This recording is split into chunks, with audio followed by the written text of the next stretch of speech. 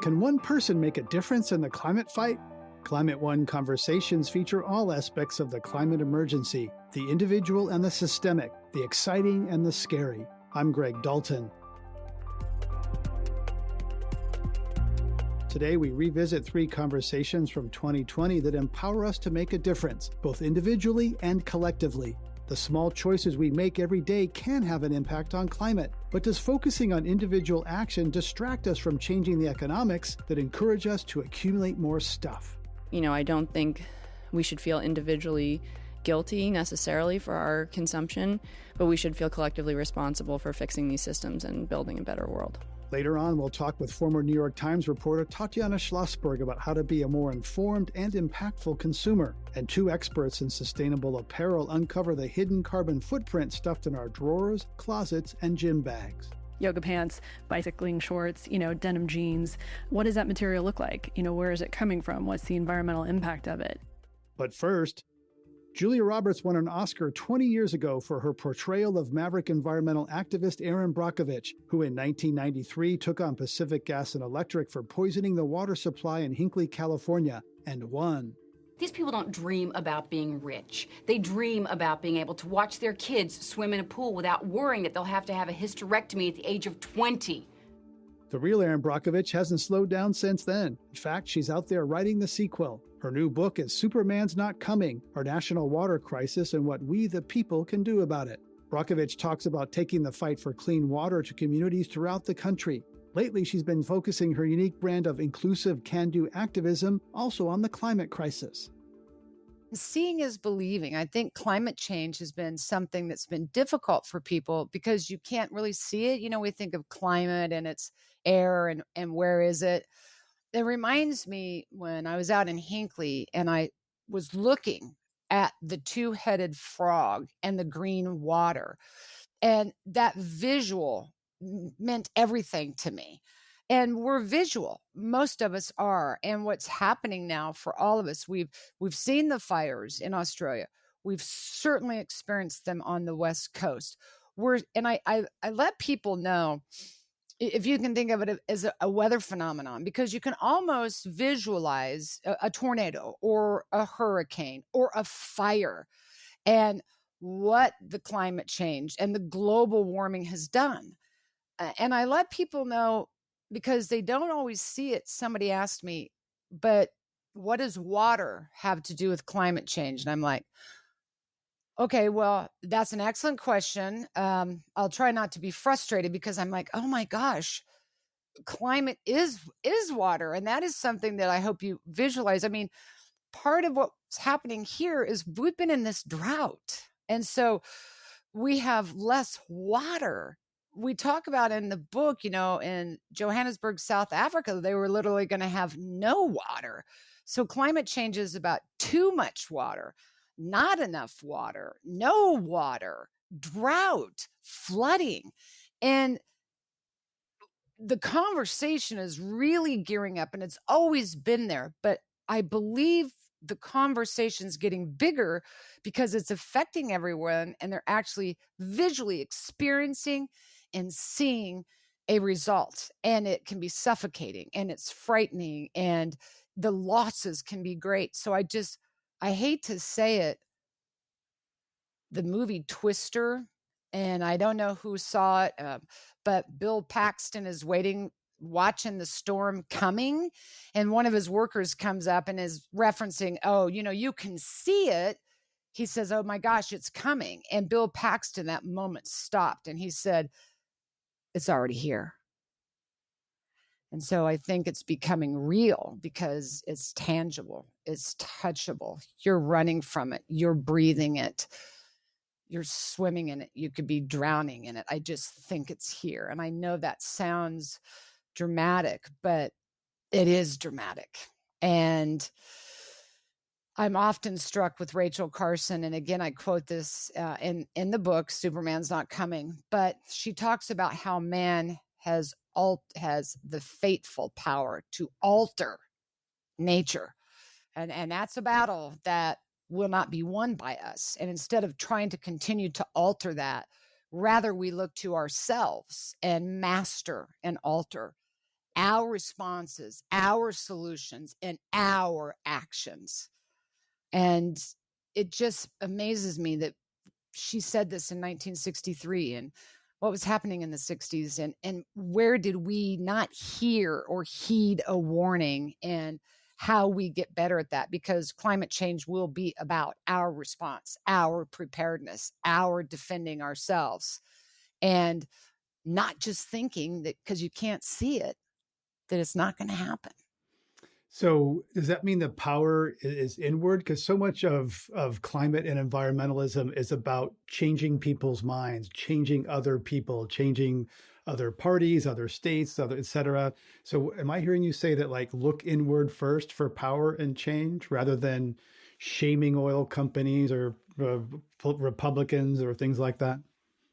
Absolutely. I mean, it'd be foolish for us to think whether you're Republican or Democrat, you can or can't be involved in this issue, or that industry or the fossil fuels can't. This will be something that collectively we got to drop that and work together. And I think that the thread or finger pointing or the name calling, all of that isn't serving any purpose other than getting two sides to stand down. And I want to find a way to break through that. We're all going to have a seat at this table.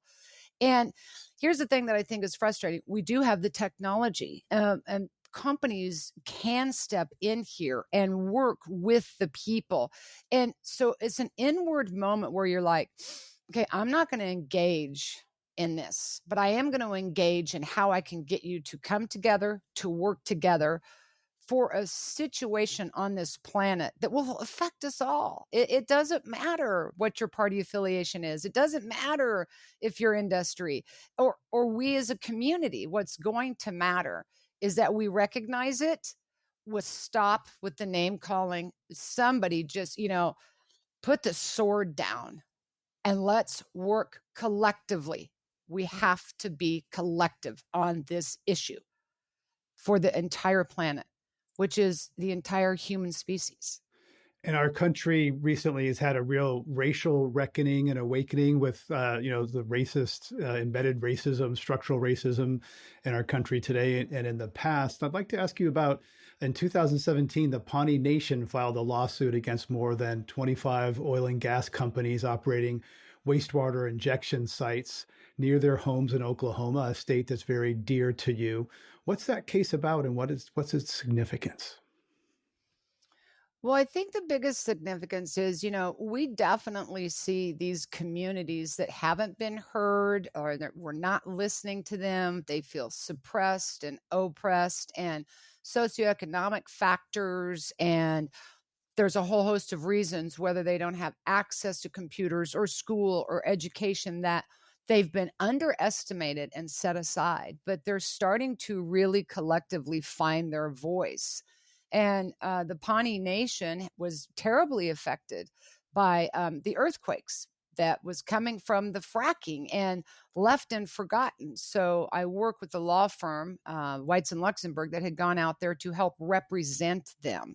And we see these issues playing themselves out. Fracking is, oh my gosh, there's so much that people don't know about fracking. And we talk about that in the book. And the book is so important because I feel we're able to talk in a layman's term so that you can understand it. Because once we understand it and we get it, we'll take action. And the Pawnee Nation was terribly devastated, and their water has been impacted, and they feel very forgotten. And we're in a moment where they're speaking up, they're speaking out. We're all starting to see it. I've seen it on the ground for 20 years, and it's very hurtful. And what happens is somehow they get convinced that their voice won't matter, and they'll back off for a while. And out of fear and feeling less than and how they've been treated. And that just simply has to stop. And again, like climate change, we have to see. And that has been my gift to me, to be on the ground and to be able to be with them and see and touch and know that this is happening. And their voice. They're starting to find that, and they're also getting support. That is very key, that they have the support of us or the support of a community. So they were very impacted, and that lawsuit is still ongoing to try to get recovery for them because they were devastated by the earthquakes and they're being devastated by the pollution caused by fracking.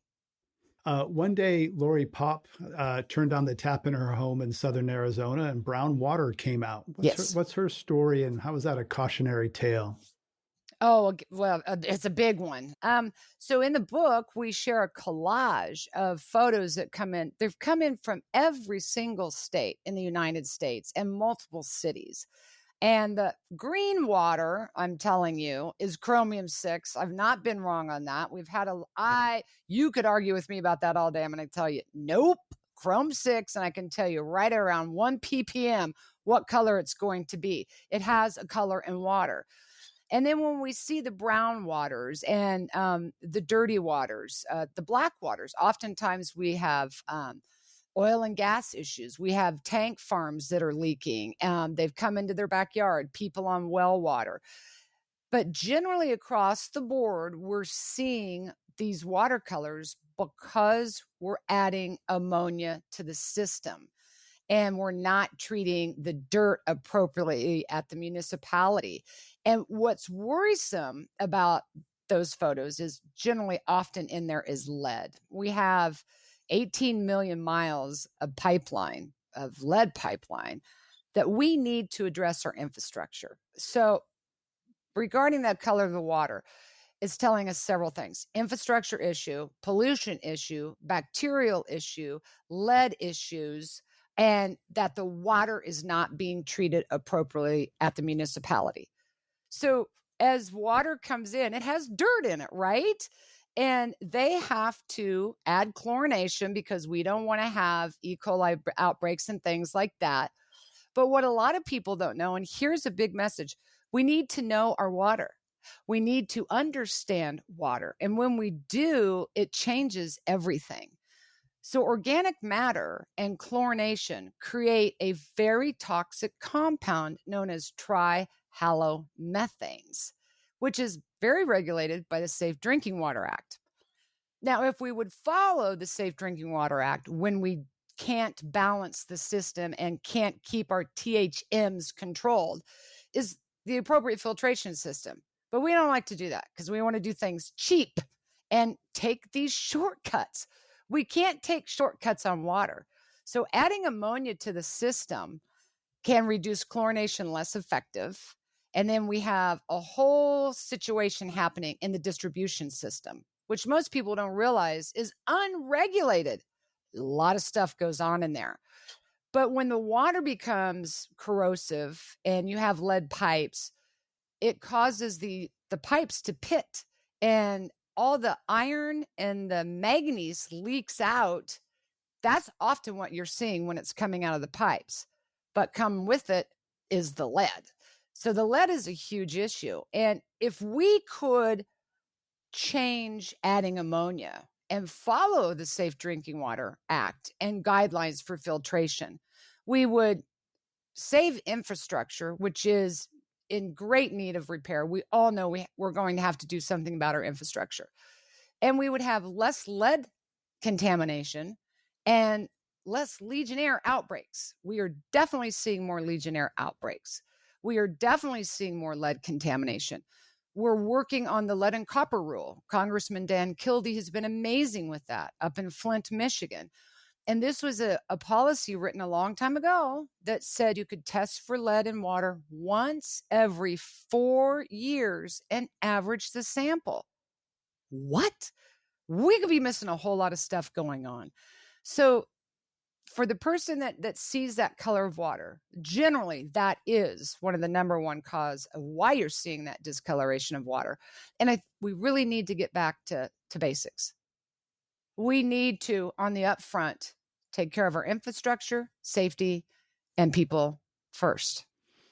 We have a question from Vanessa Caroline, listener. She asks, in addition to fighting the good fight for changes in our water rules, is there a way to protect ourselves and our homes from questionable municipal water? water purifiers? What can an average person do about the water in their home? That's a great question. And one of the first steps we tell people is know your water source, know your municipality. And if you haven't been getting a water quality report in your bill, you need to call them and you need to get them. We can't tell you what to filter, what filters to buy if you don't know what's in your water, because each chemical responds to a different, resin or carbon or coconut shell. We've always said reverse osmosis can be one of the best ways to protect yourself at home, whether it's a home system, countertop system, under the sink mat. There are concerns with that the minerals are taken out. You can add the minerals back. There's definite question as you dispose of the reverse osmosis canister, that the chemicals or compounds that are in there, how we dispose of them. But it is one of the safest ways to protect yourself at your tap. Know your water, know what's in your water, then you can begin to make the appropriate steps on what type of filtration that you would need to have at your home to better protect yourself. In Flint, Michigan, kind of the iconic water contamination story, with a lot of racial discrimination. Recently, there's a $600 million settlement with 80% of the funds going to people who were under 18 at the time of the crisis. Is that a just settlement? And in your view? I see these communities. I still talk to people out in Hinckley. Yes, the money and that settlement is a form of justice. In Flint, having a grand jury and those that knew and said nothing, to see them be sentenced, to be reprimanded for that egregious behavior, has been some justice. The national attention and the media and the story rising has been some justice. And when they get the money, yes, it feels like some justice, but it's very bittersweet, because the scars are left, especially for the children of Flint and their future, or neurological problems or learning disabilities. And the money is there to help how the family can get them the appropriate care that they need or tutoring that they need, and getting them on with life. And for them, ultimately, justice would have been that this never happened. Everybody in Hinckley feels the same way. What good is the money going to do you when I have cancer and I'm going to die?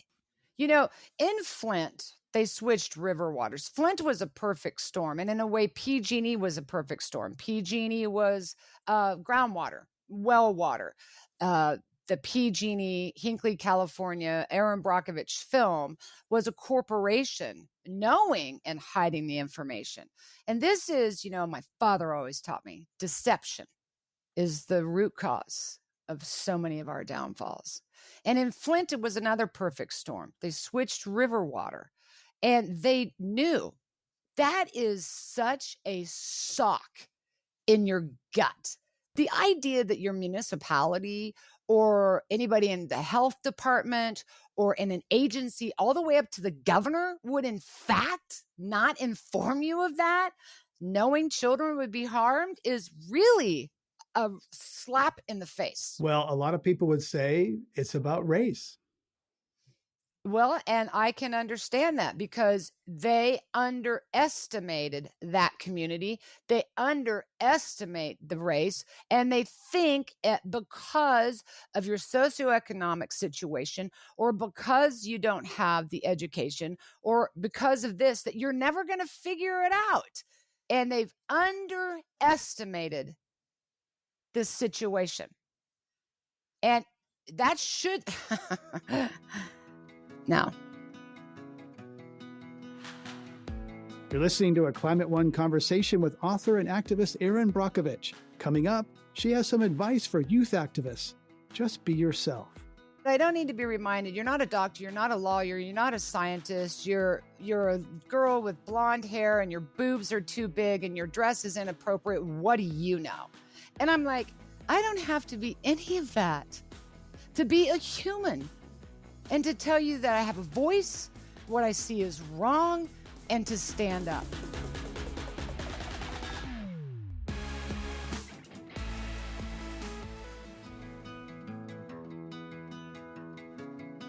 This is Climate One. I'm Greg Dalton. We're talking with water and climate crusader Erin Brockovich, whose fight for environmental justice was depicted in a 2000 movie starring Julia Roberts. Brockovich was a 22-year-old clerk when she successfully sued one of the largest utilities in the country, California's PG&E. Recent years have seen a rise in youth activism, with teenager Greta Thunberg and groups like the Sunrise Movement making their voices heard on climate change. I asked Brockovich what advice she has for young activists who want to make a difference. The biggest message I could give them is everything that we've been talking about here. We label or judge or perceive based on it's like when I started my work in Hinckley, I'm very well aware of who I am, but I don't need to be reminded. You're not a doctor, you're not a lawyer, you're not a scientist, you're a girl with blonde hair and your boobs are too big and your dress is inappropriate. What do you know? And I'm like, I don't have to be any of that to be a human and to tell you that I have a voice, what I see is wrong, and to stand up. And for our youth to believe in yourself, we let negative noises get inside of our head. And I am so frustrated with this. It doesn't matter if you're right or left, black or white, rich or poor. You are great and you need to believe in yourself. And once you do, or you grab that torch, it becomes a moment where you get more information or a little more knowledge, or you get a little more confidence, or you get a little more support, that you just keep going and you just keep going and you just keep going. Don't ever let somebody get inside of your head. That happened to me because I'm a dyslexic. I was labeled stupid and underestimated and all of these things. We've got to stop underestimating people. And oftentimes the youth we don't always listen to because what? They're the youth. Absolutely not. You are valued. It doesn't matter. As I said, race, money. I mean, I talk about this assessments. We assess ourselves and who we are based on what? Money, fame, what we drive. Really? Let's take a look and assess who we are based on character and our courage and our strength, our persistence, our determination. That is what matters. And I don't want anyone to ever forget that, because I have seen it too much and I have experienced it, where you are oppressed, suppressed, pushed back, you don't matter, labeled, judged. Please, we need to stop that. Do you think that being sort of marginalized by powerful people and probably men, did that make you more determined? I just tell them, off. You have to laugh, Greg.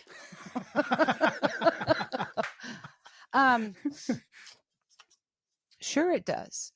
But I've also learned very early on, we need to understand emotions better and the human psychology better, and our self-esteem, self-doubt. And I do believe when you own that in yourself, these suppressive moments, and I've experienced them, that you want, because you're uncomfortable or you're not telling me something, that you want to project that onto me, and learning how, when you know yourself, boom, that I don't want to say the word Teflon because, that's just not a good thing, but that's your shield. You own you know it, and don't let that projection come back on you. So when that does happen to me, and it took me a long time to learn it, I'm like, why do you feel you need to do that? Because I know who I am. But what is it you know or don't know or are hiding? Just be honest. I am not afraid to be honest. I'm not afraid to be vulnerable. I'm not afraid to be wrong. And I own that. So when I do, you go ahead, give me your best shot. And that's oftentimes where we start to recoil. I've been there. As we get to the end, I'd like to bring it back to climate. You write a lot about climate and Superman's not coming. And, the impacts are here. They're severe. They're depressing. If you know the science, you know that there's a lot of momentum built up into the system. A lot of changes will continue more fires, more floods, etc. Even if we shut off all the carbon, how do you hold that? How do you not give up or feel overwhelmed by that? Or do you? And then how do you work through it? Because I believe in people, and I believe we are inherently great. And I believe, just born out of our love for our health, our air, our land, our water, our planet, our homes, our country, it resides within us to want to rise and to want to fight. There are days that you're not going to feel like it, but here's what I want you to do. Give yourself permission. Let me tell you, I've thrown myself on the floor and had a fit and said, I give up. But let yourself go there. Take some breaths, check back in with yourself, get back out into the environment. All of these things will remind you and renew you. Oh yeah, this is why I get up every single day. The climate change effect could be here for any one of us. But I certainly hope, and I believe, that we are in a wake-up call. No more buying an illusion. This is about taking action. It is real. It is here. Be prepared. Acknowledge it. We got to stop kicking the can down the road, have the conversation, look for the solutions, be prepared, work together, follow through on that. And we have ways to defend ourselves. This is Climate One. We've been talking about water, climate change, and people power with environmental activist Erin Brockovich. Her new book is Superman's Not Coming: Our National Water Crisis and What We the People Can Do About It. Buying organic, giving up plastic straws, or biking to work may seem insignificant compared to battling corporate titans over water safety. But Tatiana Schlossberg says that everyday choices are an important part of being the kind of person who acts in more collective and impactful ways. Tatiana is a former New York Times reporter and author of Inconspicuous Consumption: The Environmental Impact You Don't Know You Have. When we talked last year, we began by examining the climate impact of a typical morning. So I wake up and I look at my phone, probably. So that's the first thing. And, our phones and all of our devices have, are produced using lots of metals and rare earth materials. So there's then are travel many, many thousands of miles before they reach us. So there's that carbon impact. And then using the internet itself uses electricity. So, within the first few seconds, I've made a dent. And then I guess I go downstairs and I have my breakfast. I do love yogurt, so that has a big carbon footprint in terms of, livestock production is 15% of global greenhouse gas emissions. I have some tea with milk, so already I'm not doing great. Then I'll get dressed. So, depending on what I'm wearing, if it's a pair of jeans, it's a lot of water. If I'm going to go exercise, it's synthetic fibers made from oil. And then, I live in New York, so I'll usually walk somewhere. But let's say I got into an Uber, then I would be adding miles to the road and, burning gasoline to get wherever I'm going. So within the first hour, you can really kind of go around the world and back. You write pretty early on that we focus on the little things in the hope that they matter, so we can feel like we at least did something when the apocalypse comes. In the aggregate, these little things can matter. So tell us how, are we really making a difference, or are we just addressing our conscience when we make these little changes? Well, I think all these things are connected. And, I stress in the book, in the beginning and throughout, that this problem is too big to be solved by individual behavioral changes, because it's hard to get 7 billion people to do anything without some kind of, government regulation or international agreement or corporate action. That being said, I think it's important for me and for people who care about this issue to try to live in line with our values, because, I want to be the kind of person who, if I learn more information about the harmful things that I'm doing, that I act on them, not because I think that that's enough to solve the problem, but because maybe these things do add up and maybe they matter, but also kind of the consciousness around it will remind me, hopefully, to act in the more collective and impactful ways that I can, like voting, or, if I put pressure on a company to do better and to talk about climate change as well. So you do it to be the kind of person that you feel you should be, not because of its impact in the big picture. Yeah, I think, obviously, there are things that have that contribute more than another thing, like eating red meat or taking an airplane flight. I mean, those things contribute significantly, but I think eating one fewer burger a year, or a week, doesn't do that much, because the system is so big and the incentives are so off that really to fix that and to, reduce the emissions associated with beef production and to, prevent things like rural drinking water pollution or a dead zone in the Gulf of Mexico, the system needs to be changed as well. And I don't know that happens just from, people who care about this eating a little less red meat.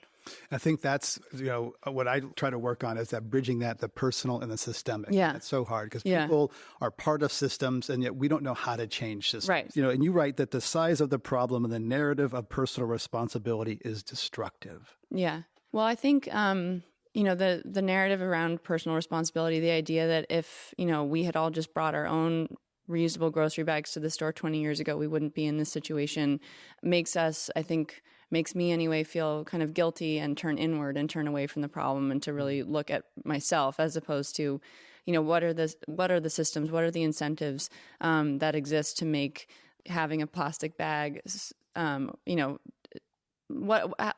does the system work in a way that encourages more consumption and more waste and more emissions, that is sort of disconnected from my role as an individual. And I also think that, focusing so much on the individual distracts us from who is actually responsible for this problem. And the people who are mainly responsible are fossil fuel companies and lobbyists and people who take money from them and those who've been not only kind of standing in the way of progress, but also making our chances of fighting it so much worse. And so I don't think we should feel individually guilty necessarily for our consumption, but we should feel collectively responsible for fixing these systems and building a better world. Mm-hmm. And so that's what I've tried to address in my book is, one of the things I write about, for instance, is like denim production. And producing jeans can use many, many thousands of gallons of water just to make one pair of jeans. But if I'm standing in the store trying to figure out which pair of jeans to buy, it's going to be impossible for me to figure out which of those jeans was produced using the least amount of water. And so I don't know that it's necessarily... It should be the company's responsibility to have more control over their supply chain and see, where the waste is occurring, and then try to reform those practices. And so I think, in that way, I don't know that me feeling personally guilty about owning a pair of jeans fixes that problem. You come down pretty strongly on the side of producer responsibility versus consumer responsibility. Yeah. Most people think it's somewhere shared because if people think that they have no responsibility for what they buy, right. then that's not right either. Right. So it's some shared responsibility. Yeah. Is that fair? Yeah, I think I'm not saying that, we can all like fly with abandon and, eat as much red meat or wear as much cashmere as we want, because, once you learn this stuff, you have to act on it, because otherwise what's the point of knowing it? And if you limit the options of what's available, I think like a good example is with light bulbs, like if you got rid of incandescence and you only had LEDs or complex fluorescents, then you wouldn't have the problem of having this wide variety of efficiency in light bulbs. So I think kind of limiting it at the market level or at the regulatory level is the most effective way to do it. You write about the 5 stages of environmental grief: denial, anger, depression, and determination. Tell me about you going through those phases, as you were writing this book and learning about the gravity of climate. Yeah, well, I think before I became a climate and environmental journalist, I didn't want to read about it that much because it did make me feel so anxious and sort of upset and powerless, as I think it makes many people feel that way. So there's denial there. You learn more about it. That's anger. You get angry. Yeah. Depression. It feels overwhelming, like we were just saying, trying to use less plastic always. And then determination to be, I think, for me, understanding this issue, it doesn't make me feel less scared or less less alarmed, but it makes me feel slightly less anxious because I do feel that I understand the problem and I understand, I can evaluate for myself what politicians are proposing or what companies are saying and whether it's enough or whether it's greenwashing. And that makes me feel, I guess a determination to keep doing that and to keep asking those questions and figuring out what's necessary. And so I hope that my book kind of helps people kind of go along that journey as well and come out the other end feeling motivated. This is a Climate One conversation about inconspicuous consumption. Coming up, more with author Tatiana Schlossberg, plus fashion experts on ways to reduce the carbon impact of our clothing. Think about timelessness in the piece. Think about wearing a garment or purchasing a garment that's going to be with you for the long haul. Love it. Really be a custodian, not a consumer.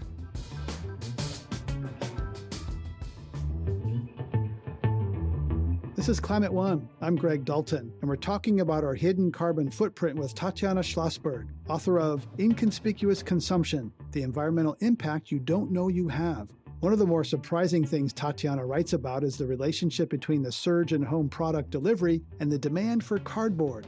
We recorded this conversation last year, well before the COVID pandemic began. With lockdown orders in place in many areas, home delivery from groceries to medication to Peloton bikes suddenly became a necessity rather than a luxury. Our conversation about the environmental impact of e-commerce seems even more relevant now. I wanted to write about e-commerce because I wanted to see for myself if sort of all the hand-wringing about cardboard and the cardboard pollution and people feeling guilty about things being delivered to their house, if that really kind of bore out in terms of whether that was, worse for the environment or not. And it was really interesting to learn that, over the last 10 years or so, I think e-commerce has quadrupled in size in terms of value, but the cardboard production in the U.S. has stayed relatively the same. But we're a lot worse at it used to all go to the retailers, and they are really good at recycling it, and we're much worse at recycling it. So that's kind of a problem. And then, when we drive to the store, we're much less efficient at planning our routes than the big logistics company like FedEx or UPS. So that actually might be more efficient. But we kind of screw that all up when we do next day or 2-day delivery. And so I think part of the problem, sometimes the systems are the problem. Sometimes the problem is the way that we use the systems. Well, after I read that, I ordered some shaving cream online and just thought, oh, okay. So Right. rather than going down to the store. So you also write about opposition to GMOs. You kind of take a swipe at, liberals who are opposed to GMOs. You say that is kind of scientifically blissfully ignorant. I think people have kind of talked about it as if it's a health risk to us, which it's not. And and I think, GMOs here, it may be something that's, preventing pesticide, additional pesticide use or things like that. But in other parts of the world, it means, vitamin A enriched rice that can prevent a lot of people from going blind. And so I think it's kind of a misunderstanding of what GMOs are and what value they actually can provide, and also misunderstanding what the risks are. The risks, again, are this power concentration and putting farmers out of business and maybe affecting, there's some biodiversity concerns, I think, but in terms of kind of the health risks to humans, that's really not an issue. It's about power and monoculture and those things. It's not about the things that people like to scare about GMOs. Right. I think that it's important to understand why we're opposed to certain things as opposed to just because, again, that's a sort of problem where you need to address the system as opposed to kind of thinking about it in terms of how it affects you as an individual. So individual choices are insufficient. They're important for identity and for values. What are some of your top tips? You, for example, don't use a gaming console to stream videos. That's a bad one. What are some other top tips? Well, I think, some of the things we've mentioned, eating less kind of red meat and beef products and other meat, flying less or not at all. Buying secondhand is a really good option. Renting clothes is a good option. And then sort of renting clothes. Huh? Yeah. So Rent the Runway is again, you can, drive yourself crazy trying to make the most ethical choice. And that's why I think, I stress in the book that the most important things to do are to vote and to, not support companies that aren't at the very least transparent, and also to talk about climate change because, only about a third of Americans talk about climate change with their friends and family. But if they do talk about it, they're more likely to consider it a risk and to support policies to mitigate it. And so I think that is a really important thing that anybody can do. So you're saying persuasion should happen, right? To convert people into I hate this metaphor, but the choir, right? To get people on the bus or in the choir. Well, I think, and mainly not, I don't know, people often, I get asked, I'm sure you get asked too, how do you talk to deniers? I don't know, because generally speaking, those people are living in a reality where physics doesn't exist. But I think either kind of help people who are maybe not motivated, bringing them along. And then also I think, these conversations don't have to exclusively be about climate science to be talking about climate change. And there are lots of different ways that these issues manifest themselves. And so I think another theme in the book, or something I've tried to draw out, is the issue of environmental justice. And, so many of us are, people, especially non-white communities, low-income communities, and rural communities are disproportionately impacted by the direct effects of burning fossil fuels for energy. And there are lots of different people who are affected by that, no matter what state they live in, or, if it's red or blue or whatever. So I think you don't have to necessarily even make the conversation about what greenhouse gas emissions are doing to the planet to show people that a fossil fuel intensive economy is not good for most people, and that, kind of a lower carbon or a zero carbon future would actually be better for all of us, for our health, and kind of for the different opportunities for solutions. Tatiana Schlossberg, author of Inconspicuous Consumption, The Environmental Impact You Don't Know You Have. You're listening to Climate One. I'm Greg Dalton. Another place where our carbon footprint is often hidden in plain sight is in what we put directly on our bodies every day. Amina Razvi is executive director of the Sustainable Apparel Coalition, a business alliance that measures environmental, social, and labor impacts across the clothing and footwear industries. She joined me earlier this year to talk about the energy embedded in our clothing, along with Rebecca Burgess, founder and director of FiberShed, a nonprofit that helps develop regional and regenerative fiber systems for clothing producers. Rebecca explains how what we wear can be as significant as what we eat. We like to wake people up to the idea that the value system that they place when putting food in their refrigerator or stocking the shelves in their kitchen is a similar value proposition as what you would fill your wardrobe with. Where was this fiber coming from that populated these sweaters and pants and socks and underwear? Where did it come from? And did it come from near my home? Did it come through a complex supply chain? If I eat local, can I wear local? If I eat organic, am I wearing organic? If I'm interested in climate smart agriculture, how am I wearing those values in the fibers that I'm wearing each day? And so right now, the hidden costs, they say and this was an Ellen MacArthur Foundation stat, that if we continue business as usual with our textile production consumption patterns, that the industry will basically equate to about 26% of the overall carbon budget that humanity has to keep the planet under 2 degrees C. So, clothing, almost a third of a global emissions budget by 2050 under a business as usual scenario is significant. So we have a lot to change, which are not only fiber choices, but behaviors in how we wear our clothing. That's a bigger proportion that I think I realize. Amina Razvi, tell us about, do the companies recognize how big a problem they are in terms of the global carbon budget and what's being done about it? I do think that companies are increasingly becoming much more aware, not just of how complex the problem is, but of the role that they play. And I think that's because they're hearing about it at multiple levels. They're hearing about it from consumers who I think are, their core customers and are asking more questions about the things that they purchase from these companies. They're hearing about it from global and local stakeholders who I think are pressing companies to do more about these issues. And so increasingly, I think it's becoming a much more, strategic conversation at higher levels within multiple organizations than it has been in the past. And I think that's great to see, but I do think there's a lot more to be done. Some people are concerned about the supply of cotton. There's a lot of water. And I've heard Rick Ridgway, the sustainability lead at Patagonia, say organic cotton is terrible because organic doesn't address water use. So is this conversation driven by opportunity or desire to be a brand leader in sustainability? I think it's actually all of the above, right? If you are a business and you want to remain in business, I think it's imperative that you're looking at not only all of the risks, but the opportunities as well that sustainability can present. And I think sustainability is increasingly becoming seen as a competitive advantage. So those companies who want to demonstrate leadership, those companies who want to, further engage with their consumers and actually rethink how they do business are going to be seen differently. And I think that they know that. And so a lot of them are moving in that direction. So Rebecca Burgess, tell us how much oil is in my closet. You don't know what, you've never seen my closet, but a typical guy got jeans and shirts and some exercise clothes. Is there more oil in my closet than I realize? For most human beings, FAO UN stat is around 70% by weight of our wardrobes is actually fossil carbon derived lithosphere-based carbon. So yeah, nylon, polyester, acrylic.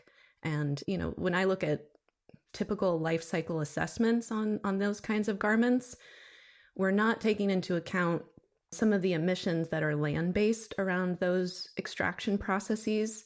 I also do not see in the use phase those fossil carbon-derived fibers being incorporated in their understanding of how we're caring for them, because it's in the use phase where we see currently in the San Francisco Estuary Initiative, I think it was Five Gyres and San Francisco Estuary Group just did a whole analysis of the San Francisco Bay on microplastics, and 74% of the material they caught in their microplastics bucket was material from fibers. So when we wash anyone washes their yoga pants or their bicycling shorts, there are fibers that go from their washing machine into their nearby waterway. Is that what you're saying? They said, and 53% of that 74% was plastic fiber.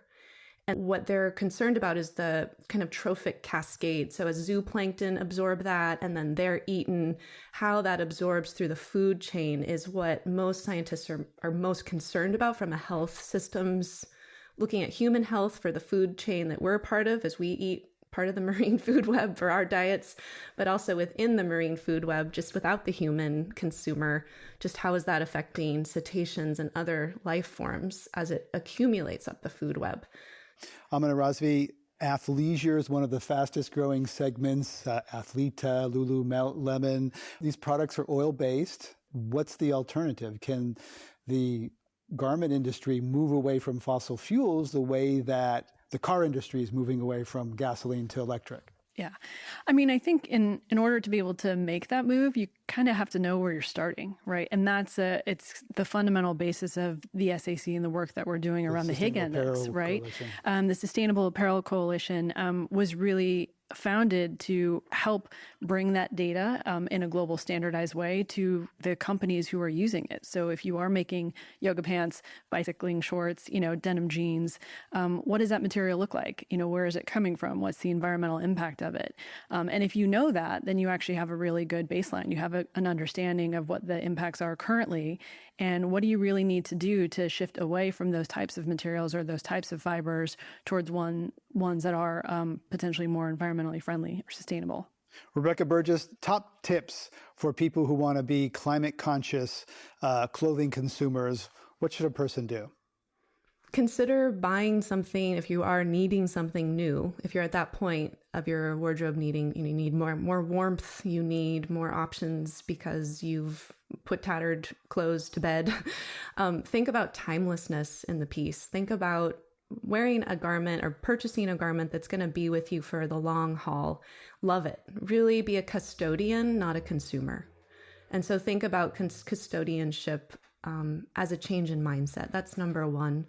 Number two, simply how you care for your clothes, purchasing natural fibers that aren't going to create these marine and terrestrial ecosystem problems with shedding compounds that we don't quite understand their impacts to even our hormone balance. So natural fibers key. And then I would say how you wash your clothing. We can save 1,600 pounds of CO2e per year just by washing on cold and line drying. And then the last thing would be mending when it gets tattered. How can I keep this piece in play? Who are my partners in keeping this clothing alive and well? Is it my local dry cleaner who can help me fix this if I can't fix it myself? I think those are the main things that I would say are important. And then when you do buy also, if you can find an organic item of clothing, if you can find something local, those are very, very key. They help stimulate some of these pieces that we're trying to put in play around carbon drawdown in ag lands, which is so critical to the climate conversation. And that's a really important thing to look for if you can find it. Rebecca Burgess, founder and director of FiberShed. along with Amina Razvi, Executive Director of the Sustainable Apparel Coalition.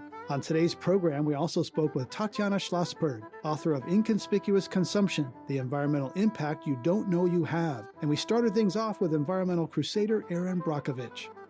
To hear more Climate One conversations, subscribe to our podcast wherever you get your pods. Please help us get people talking more about climate by giving us a rating or review in your podcast app. It really does help advance the conversation. Kelly Pennington directs our audience engagement. Tyler Reed is our producer. Sarah Catherine Coxon is the strategy and content manager. Steve Fox is director of advancement. Annie Chelsea edited the program. Our audio team is Mark Kirshner, Arnav Gupta, and Andrew Stelzer. Dr. Gloria Duffy is CEO of the Commonwealth Club of California, the nonprofit and nonpartisan forum where our program originates. I'm Greg Dalton.